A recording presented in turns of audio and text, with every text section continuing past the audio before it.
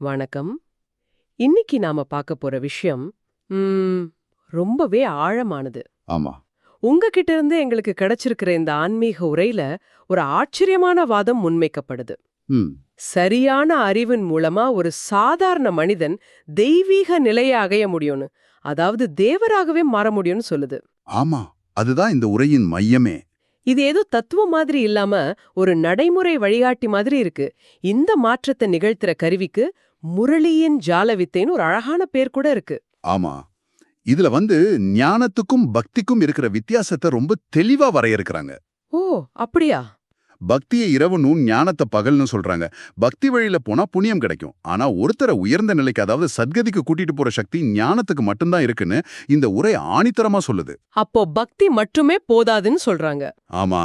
அதனால இன்னைக்கு நம்மளோட நோக்கம், இந்த ஞானம்னா என்ன, அது எப்படி ஒருத்தரோட குணங்களை மாத்துது, இதுல என்னென்ன சவால்கள் இருக்குங்கிறத ஆழமா அலசி ஆராயறது தான். சரி, அப்போ இந்த விசாரணையை நாம தொடங்குவோம். நிச்சயமா. விஷயமே எனக்கு ரொம்ப சுவாரஸ்யமா இருக்கு. இந்த உரை காலச்சக்கரத்தையே ஞானம் பக்தியோட இணைச்சு பேசுது. ஆமா, அது ஒரு முக்கியமான பாயிண்ட். பொற்காலம், அதாவது சத்யுகத்துல பக்திங்கிறதே கிடையாது. ஞானமும் அங்க யாருக்கும் போதிக்கப்படுறது இல்லையா? கரெக்ட். ஏன்னா அங்க இருக்கிறவங்க ஏற்கனவே ஞானத்தோட பலனை, அதாவது தெய்வீக குணங்களோட வாழ்ந்துட்டு இருக்காங்க. சரியா சொன்னீங்க. அங்க போதனைக்கு அவசியமே இல்ல.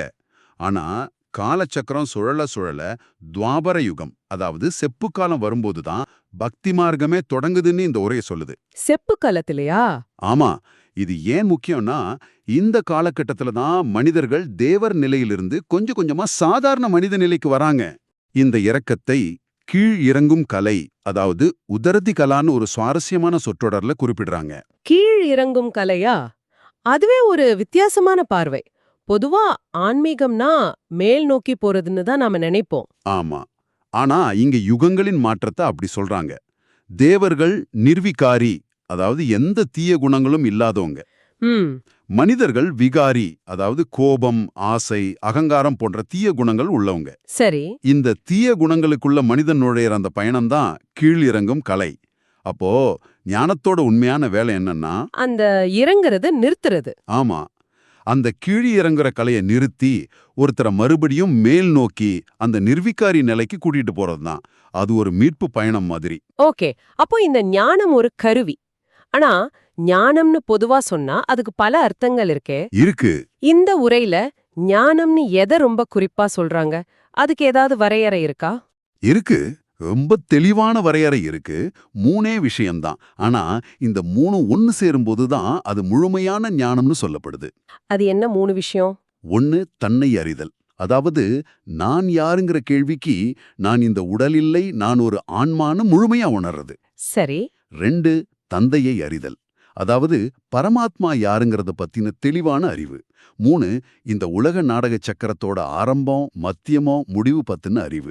இது ஒரு கார் ஓட்டுற மாதிரி இருக்கே. இப்படி சொல்றீங்க. இப்போ ஒரு பயணத்தை வெற்றிகரமா முடிக்கணும்னா 3 விஷயம் தெரியணும். 1, நான் யார், அதாவது டிரைவர், என்னோட திறமைகள் என்னன்னு தெரியணும். 2, இந்த காரை உருவாக்குனது யாரு, அதோட இயல்பு என்னன்னு தெரியணும். 3, பயணத்துக்கான முழு வரைபடம், அதாவது எங்க ஆரம்பிச்சு எங்க போக போறோம், நடுவுல என்ன வரும்னு தெரியணும். சூப்பர். இதுல ஒண்ணு தெரியலனாலும் பயணம் பாதியில நின்னுடும் இல்லையா? மிக அருமையான உதாரணம். சரியா சொன்னீங்க. இந்த 3 அறிவும் ஒன்னா இணையும் போதுதான் குழப்பம் இல்லாம ஒருத்தரால ஆன்மீக பயணத்தை முழுமையா முடிக்க முடியும்னு இந்த உரை சொல்லுது. சரி, ஒருத்தர் இந்த ஞானத்தை உள்வாங்கிட்டாருன்னு வச்சுக்குவோம். அத வெளியில இருந்து பாக்குற நமக்கு எப்படி தெரியும்? வெறும் புத்தக அறிவா இல்லாம அது உங்க வாழ்க்கையில மாற்றத்தை கொண்டு வந்திருக்குன்னு தெரிஞ்சுக்க ஏதாவது நடைமுறை அடையாளங்கள் இருக்கா? நிச்சயமா. இந்த உரை அதுக்கு ரொம்ப முக்கியத்துவம் கொடுக்குது. முதல் அடையாளம் அவங்களோட நடத்தை. நடத்தை? அதுல ஒரு தெய்வீக குணம் தெரியும். தேவையில்லாம கோவப்பட மாட்டாங்க, சின்ன சின்ன விஷயங்களுக்கு பதட்டப்பட மாட்டாங்க. அவங்க கூட இருக்கும்போதே ஒரு அமைதி கிடைக்கும். ஓகே. 2வது அவங்க முகம். அது எப்பவும் ஒரு மலர்ச்சியோட, மகிழ்ச்சியோட இருக்கும். இது ஒரு போலி சிரிப்பு இல்ல, உள்ளுக்குள்ள இருக்கிற ஞானத்தோட வெளிப்பாடு.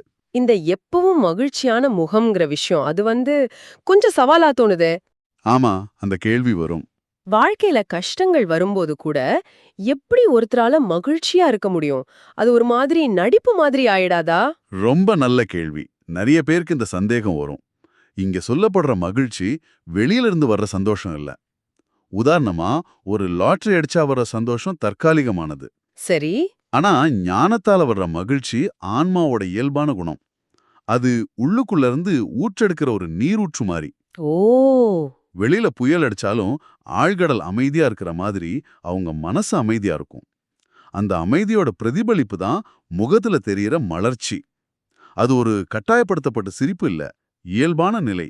அப்போ அது ஒரு விளைவு, நாம உருவாக்க வேண்டிய செயல் இல்ல. சரி, வேற என்ன அடையாளம் இருக்கு?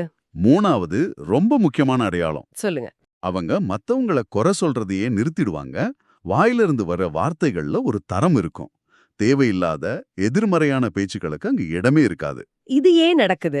இதுக்கு காரணம் அவங்க ஒரு முக்கியமான மனப்பயிற்சியில தொடர்ந்து ஈடுபட்டுட்டு இருப்பாங்க. அது என்ன பயிற்சி?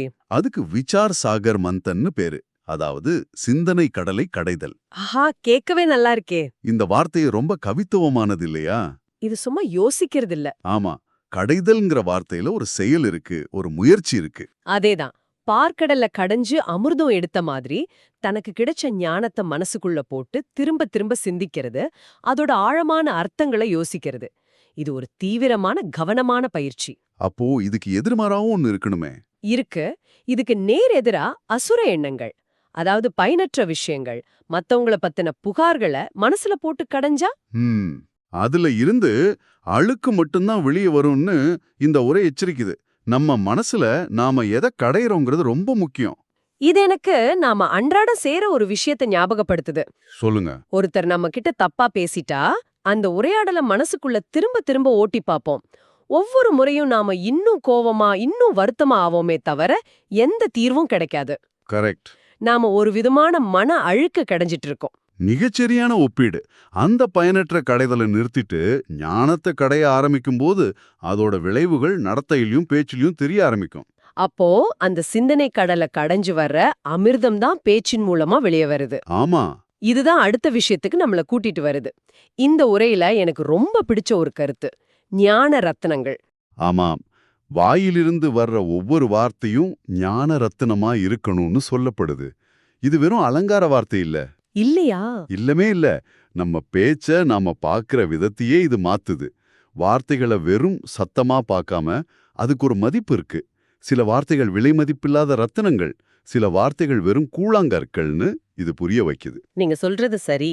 வார்த்தைகள் ஒரு புதையல்னு நினைச்சா பேசும்போது நாம எவ்வளவு கவனமா இருப்போம். ஆமா, ஒவ்வொரு தடவை பேசும்போதும் நாம அந்த புதையலோட காவலாளி மாதிரி உணருவோம். மிகச்சரியா சொன்னீங்க. இதுல இன்னும் ஒரு ஆழமான விஷயம் இருக்கு. இந்த ஞான ரத்தினங்களுங்கிற புதையல் மத்தவங்களுக்கு கொடுக்க குறையாது. அப்படியா? உண்மையில மத்தவங்களுக்கு கொடுக்கும்போது அதோட மதிப்பு இன்னும் அதிகமாகும். உலகத்தில் இருக்கிற எந்த பொருளுக்கும் இந்த குணம் கிடையாது. இது ஞானத்துக்கு மட்டுமே இருக்கிற ஒரு தனித்துவமான பொருளாதாரம். உலக கல்வியோட இத ஒப்பிடும்போது இந்த வித்தியாசம் நல்லா தெரியுது.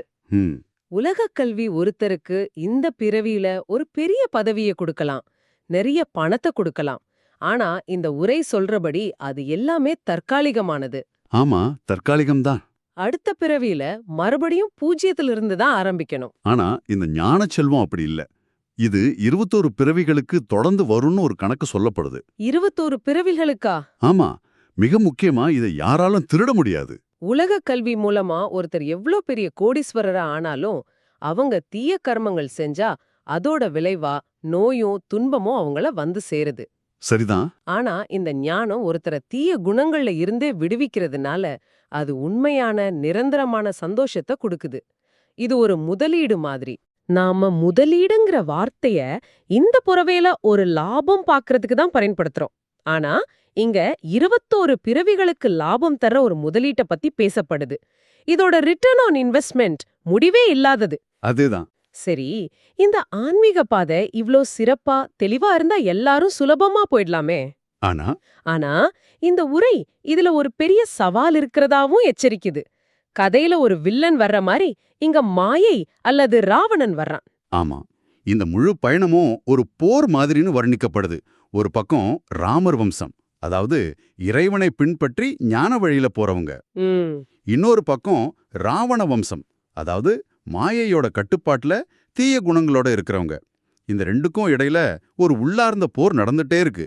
இதுல கவலைப்பட வேண்டிய விஷயம் என்னன்னா, சொல்லுங்க. நல்ல மாணவர்கள் கூட சில சமயங்கள்ல இந்த மாயையிடம் தோத்துடுறாங்கன்னு இந்த உரை ஒப்புக்குது. ஆமா, அதுதான் யதார்த்தம். இது கொஞ்சம் மனசுக்கு கஷ்டமா இருக்கு. இவ்ளோ முயற்சி செஞ்சோம் தோத்துட்டா அப்புறம் எப்படி ஜெயிக்கிறது? இல்ல. இங்கதான் தந்தை, அதாவது பாபாவோட பங்கு ரொம்ப முக்கியத்துவம் பெறுது. ஓ, எவ்வளவுதான் வீழ்ச்சி அடைஞ்சாரும் அதமசை அதம், அதாவது கடைசிக்கும் கடைசியான நிலையில இருக்கிறவங்களையும் அவர் கைதூக்கி விடுவார்னு ஒரு நம்பிக்கை கொடுக்கப்படுது. அப்போ நாம தனியா இல்ல. நிச்சயமா இல்ல. அந்த உணர்வு ரொம்ப முக்கியம். இதுல கர்மாவோட பங்கு எப்படி வருது? கர்மாவோட பங்கு தான் இதுல அடிப்படை. பொற்காலத்துல, அதாவது சத்தியுகத்துல ராவணன் கிடையாது. சரி. அதனால அங்க தீய குணங்கள் இல்ல, தீய கர்மங்களும் இல்ல. அதாவது விகர்மம் செய்யறதுக்கான வாய்ப்பே இல்ல. அதனால அங்க துக்கமும் நோயும் கிடையாது. ஆனா இப்போ கலியுகத்துல ராவணனோட ராஜ்யம் நடக்குது. அதனால தீய குணங்கள் இருக்கு. பெரிய பணக்காரங்களா இருந்தா கூட தீய கர்மங்கள் செய்யறதுனால அதோட விளைவுகளை அனுபவிச்சு தான் ஆகணும். அப்போ துன்பத்துல இருந்து விடுபடுறதுக்கு ஒரே வழி தீய குணங்கள்ல இருந்து விடுபடுறதுதான். அதுதான் ஒரே வழி. தந்தை நம்மள அந்த தீய குணங்கள்ல இருந்து விடுவிக்கிறார். ஆனா மாயை மறுபடியும் உள்ள இழுக்குது. இது ஒரு கயிறு இழுக்கும் போட்டி மாதிரி. அருமையான உவமை. இது ஒரு தொடர் போட்டி தான். இதுல விடாமுயற்சி ரொம்ப அவசியம். ஒருவேளை யாராவது இந்த போட்டியில தோத்து கொஞ்ச நாள் பாதை மாறி போயிட்டு அப்புறம் திரும்பி வந்தா அவங்க கிட்ட ஏன் இத்தனை நாளா வரலன்னு கோபமா கேட்காம என்னாச்சின்னு அன்பா கேட்கணும்னு இந்த உரை வழிகாட்டுது. இது ரொம்ப முக்கியம். ஆமா, ஆன்மீக சேவையில ஒருபோதும் சோர்வடையக்கூடாது. நம்பிக்கைய மட்டும் கைவிடவே கூடாது. இந்த உரையாடலை கேட்கும்போது ஞானம்ங்கிறது வெறும் தகவல்களோ தத்துவங்களோ இல்லைன்னு நல்லா புரியுது. இல்லவே இல்ல. அது ஒரு உருமாற்றம் செய்யற சக்தி. நம்ம நடத்தைய, சிந்தனைய, ஏன் நம்ம விதியையே மாத்தக்கூடிய ஒரு ஆற்றல். ஆமா, ஞான ரத்னங்களை சேகரிக்கிறது மூலமா அழியாத செல்வத்தை நம்ம சம்பாதிக்க முடியும். ஆமா. இறுதியா இந்த உரையின் சாராம்சமா நாம நடைமுறைப்படுத்த வேண்டிய சில முக்கிய குறிப்புகள் கொடுக்கப்பட்டிருக்கு. சொல்லுங்க. முதல் குறிப்பு, உங்க மகிழ்ச்சியான முகத்தின் மூலமா இறைவனின் புகழ பரப்புங்க. தேவையில்லாத பேச்சுகளை பேசாதீங்க, கேட்காதீங்க. ஞான ரத்னங்களையே கேளுங்க, ஞான ரத்னங்களையே சொல்லுங்க. உங்க கழுத்துல ஞான ரத்னங்களாலான மாலை எப்பவும் இருக்கட்டும்னு சொல்லப்படுது. அதாவது நம்ம அடையாளமே அந்த ஞானம்தான். 2வது குறிப்பு, சேவையில ஒருபோதும் சோர்வடையக்கூடாது. நம்பிக்கையோடும் உற்சாகத்தோடும் சிந்தனை கடலை கடையணும். இது ஒரு தொடர் செயல்பாடு. சரி. 3வதா ஒரு அழகான ஆசீர்வாதம் இதுல குறிப்பிடப்பட்டிருக்கு. சில சமயம் இறைவனோட நம்ம மனசுக்கு இருக்கிற இணைப்பு, அதாவது கனெக்ஷன் கொஞ்சம் லூஸ் ஆகிடும். ஆமா, அது நடக்கும். அப்போ நமக்குள்ள குழப்பம் வரும், பிரச்சனைகள் வரும். அப்படி குழப்பத்துல மூழ்கி போறதை விட அந்த லூஸ் கனெக்ஷனை சரி செஞ்சா எல்லா பிரச்சனைகளும் தானா சரியாகிடணும்னு சொல்லப்படுது. இது ரொம்ப ஆழமான ஒரு கருத்து. ஆமா, பிரச்சனைகளோட அறிகுறிகளை பார்த்து நாம பயப்படுறோம். ஆனா மூல காரணம் அந்த இணைப்புல இருக்கிற தளர்வு தான். அதை சரி செஞ்சா போதும். இந்த உரையாடலோட இறுதியில உங்களுக்காக ஒரு சிந்தனையை விட்டுட்டு போறோம். இந்த மூலத்துல உள்ள ஒரு முக்கியமான வரி, விதை நிலையில் நிலைத்திருப்பதே பழைய பழக்க வழக்கங்களை, அதாவது சம்ஸ்காரங்களை மாற்றுவதற்கான முறை. இந்த விதை நிலை அப்படின்னா என்னவா இருக்கும்? ஆமா, ஒரு சின்ன விதைக்குள்ள ஒரு பெரிய மரம் ஒளிஞ்சிருக்கிற மாதிரி அந்த விதை நிலையில கவனம் செலுத்துறது நம்மளோட ஆழமா வேரூன்றிய பழக்க வழக்கங்களையும் குணாதிசயங்களையும் மாத்துறதுக்கு எப்படி ஒரு சக்தி வாய்ந்த கருவியா இருக்க முடியும்னு நீங்க சிந்திச்சு பாருங்க. இந்த கேள்விக்கான பதில தேடுறது இந்த உரையாடலோட அடுத்த கட்டமா இருக்கும்.